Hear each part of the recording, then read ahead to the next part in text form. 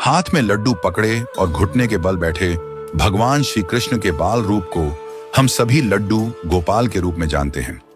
जो लोग उन्हें अपने घर में रखते हैं वे उनकी देखभाल अपने बच्चे की तरह करते हैं। लेकिन क्या आपने कभी सोचा है कि भगवान का यह स्वरूप कैसे प्रकट हुआ और उन्हें यह रूप क्यों लेना पड़ा?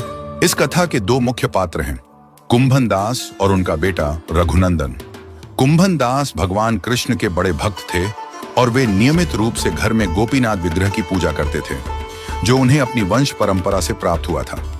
एक दिन काम के सिलसिले में कुंभन दास को घर से बाहर जाना पड़ा। उन्होंने अपने 5 साल के बेटे रघुनंदन से कहा कि वह उनके स्थान पर भगवान को भोग लगा दे और साथ ही भोग लगाने की विधि भी समझा दी।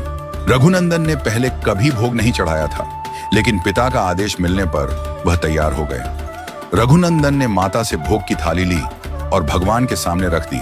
साथ ही प्रार्थना की कि भगवान भोग स्वीकार करें। लेकिन काफी देर तक भगवान ने भोग नहीं खाया और थाली में लड्डू वैसे के वैसे पड़े रहे। रघुनंदन थोड़े उदास हो गए, क्योंकि उन्हें डर था कि अगर भगवान ने भोग नहीं खाया तो उनके पिता गुस्से में आ सकते हैं। उन्होंने फिर से भगवान से प्रार्थना की।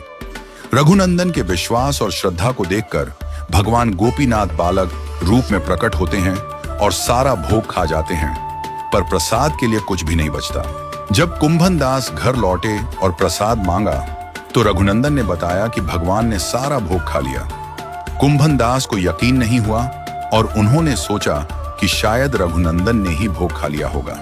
अगले दिन उन्होंने फिर से रघुनंदन से कहा कि वह भोग चढ़ाए और खुद घर से बाहर निकल गए। जब रघुनंदन ने भगवान को भोग चढ़ाया, इस बार भगवान जल्दी से आकर लड्डू उठा लेते हैं और खाने लगते हैं।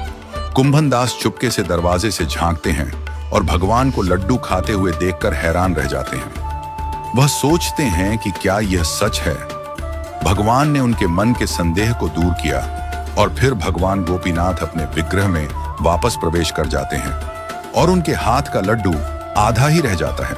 कुंभन दास का विश्वास डगमगा गया था, क्योंकि वह सोचने लगे थे कि उन्होंने वर्षों तक पूजा की, फिर भी भगवान ने कभी उन्हें दर्शन क्यों नहीं दिए। इस कारण भगवान ने उनका संदेह दूर करने के लिए यह रूप लिया।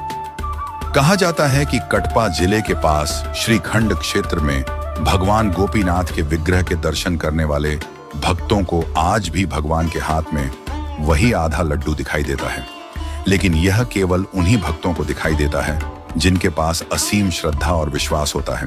ये थी लड्डू गोपाल के स्वरूप से जुड़ी अद्भुत कथा। अगर आपको वीडियो पसंद आई हो तो कृपया इसे लाइक और शेयर करें और चैनल को सब्सक्राइब करना ना भूलें।